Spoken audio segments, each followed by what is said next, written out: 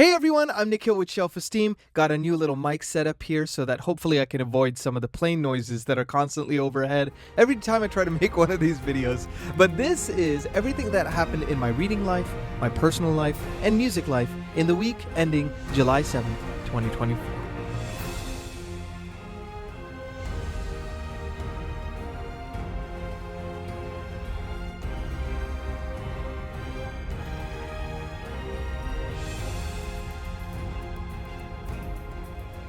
Hey everyone, welcome back to the channel. Again, I'm Nikhil Koprikar with Shelf-Esteem. I'm a composer for film, television, and gaming, specializing in book adaptations. You might have heard some of my music in The Wheel of Time Season 2, His Dark Materials Season 3, or the Brent Weeks companion album for series Lightbringer. So I wanted to talk a little bit about what happened this week, and it was a doozy of a week, my friends, because I've been working like 16 hours a day, 7 days a week. I've not taken off one day since I got back like 2.5 weeks ago from my UK trip.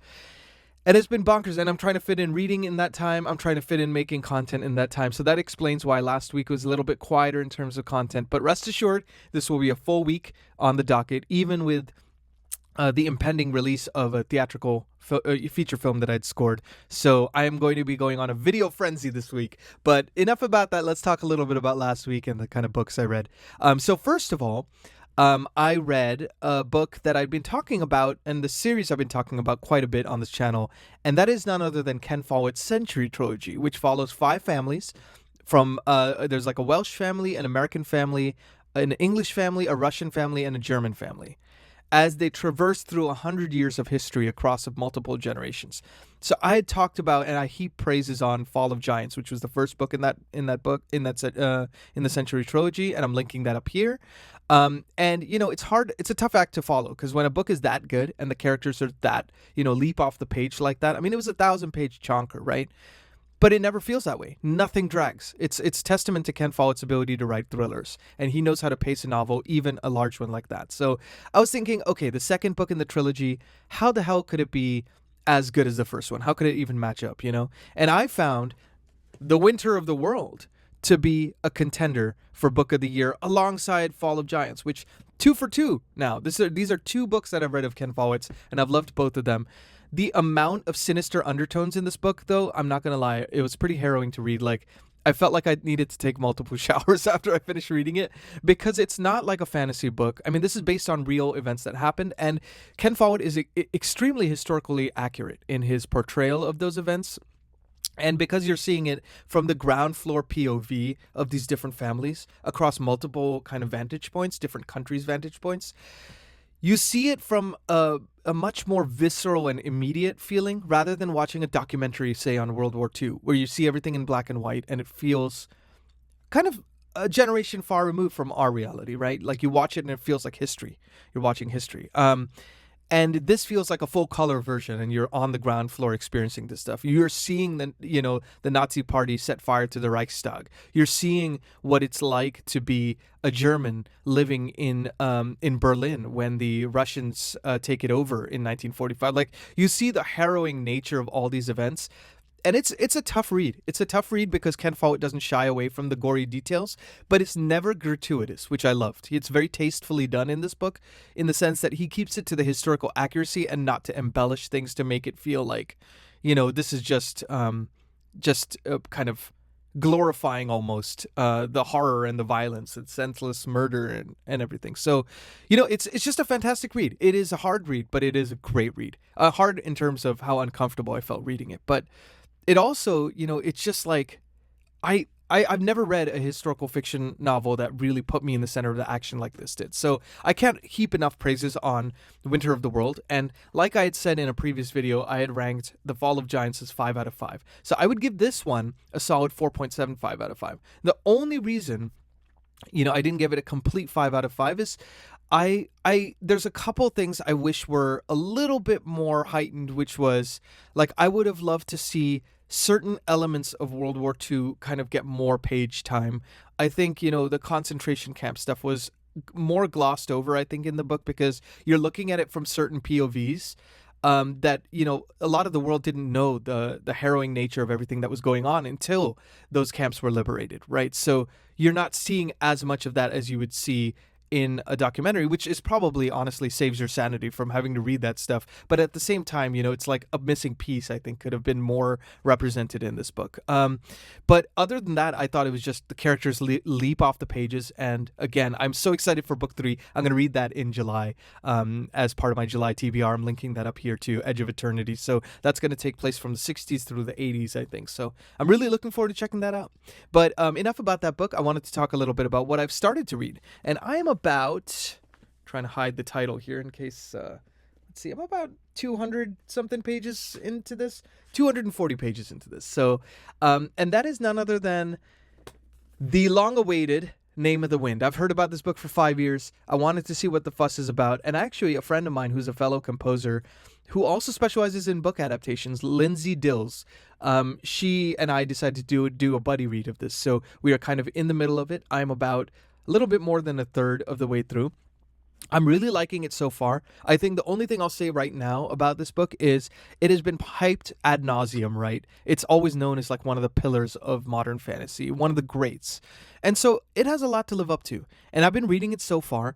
I think I love the poetic prose. I love, as I'm reading more, I'm getting more heavily invested into the lore and Kavot's character. I will say, I don't know necessarily that the characters are leaping off the page for me in the same way that, say, the Century Trilogy has, or even, Christopher Rocchio is a perfect analogous example who writes the Sun Eater series. He has that poetic prose, but the characters seem to be more dimensional, at least at this stage of the book. I mean, I'm only, again, not even halfway through. So I'm really looking forward to seeing what the rest of the Name of the Wind holds. I'm really enjoying the journey so far, but I will say that was kind of the thing. It's kind of an impossible thing to live up to as well when you think about, a book that is so highly regarded in the fantasy community. But rest assured, I am enjoying it. And I'm excited to see kind of where the book goes from here, because I've noticed also the first 100 pages for me were a little bit slower going. Then the next 100 pages have been far better, and I'm already enjoying the ride. I feel like it has an upward trajectory. So I'm excited to see where the rest of that holds. So that's what I read this week. So what am I going to read for this coming week? So I'm going to finish off The Name of the Wind. I'm also starting a couple of buddy reads this week. One is the long-awaited on this channel, Children of Time, which is a buddy read I'm doing with a filmmaker friend of mine, which we're going to start later this week. And the second book I want to read is Royal Assassin, which is another buddy read I'm doing with a friend of mine, John from Disquiet and Dragons. We're going to be starting pretty soon here as well. So I'll keep you all updated. I'll maybe make a community post once we kick those off. So, in case you want to read along or want to follow along the journey, you can follow along as well. So that's kind of what I'm thinking in terms of this coming week in books. So on the channel, I'm very excited to be able to talk to 2 different booktubers. So I'm going to be a guest on Cliff from Cliff's Dark Gems, a fantastic horror-themed booktube channel, linking him down below. And I'm going to be a guest on his channel on Sunday morning PST, I guess, which is the 14th of July. And we're going to have a nice little book chat. So I'm really excited about that. We'll also put a community post as it gets closer to, so you can also follow along with his channel and follow along with that little kind of fireside chat we're going to be doing. And then the second one I'm going to be doing is a nice little talk with John from Disquiet and Dragons, also linking him down here, on the 13th of July, so that's going to be Saturday morning. I believe we're still locking down the time, so I'll again put a community post once that's all locked and loaded. And that is going to be a discussion on Stephen King's Cujo. Now, we did a buddy read of this back in June, and we both enjoyed it immensely, and we have a lot to say about it. So really excited to be able to talk to you all about that book.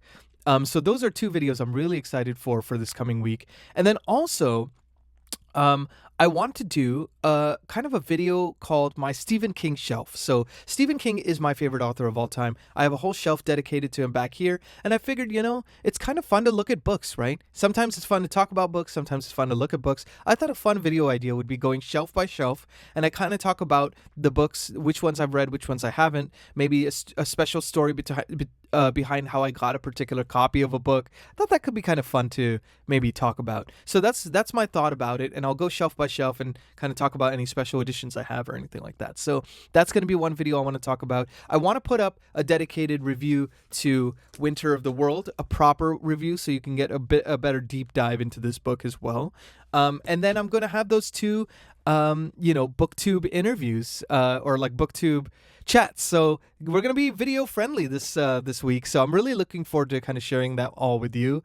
In terms of what happened last week in my personal / music life, it has been a flurry of music writing and music promoting. Dead Whisper is now out in theaters, and my soundtrack has been officially released as of Friday. I'm linking that down here in case you want to check it out. I'm immensely proud of it because we recorded instruments from all over the world. We used ancient Mayan shakers. We used percussion. We used the vocalist from the Wheel of Time series. He's just a fantastic vocalist. We had a woodwind player who played on the Wheel of Time, The Witcher, and a 30-piece string section. So hugely ambitious kind of recording process for that score. And if you want to know more about it, I'm actually going to include also an interview I did with Vents Magazine below, where I talk a little bit about that process as well. So kind of where my music and book worlds collide is, kind of talk a little bit about my process for scoring because, as I mentioned before, I've done a lot of work on book adaptations. So kind of want to bridge the two worlds. And let me know if you're interested in seeing more of that kind of, content as well. Let me know in the comments because I want to make this channel a dialogue with you all. So I've been doing a lot of that. I've been working on some music for an audio drama. I orchestrated on a nature docuseries.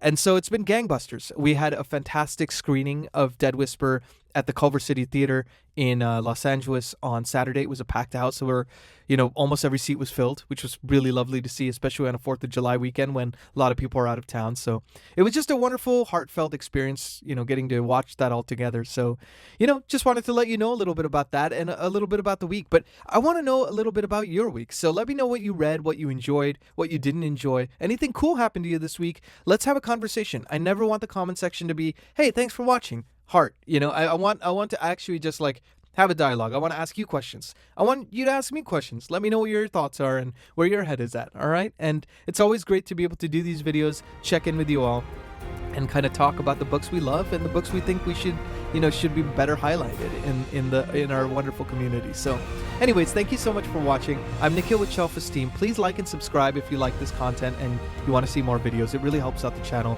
If you check out any of the links down below, it also helps to support the channel in more than you could know. So really appreciate you checking it out. Be good to yourselves. Be good to each other. I'll see you on the next one. Take care.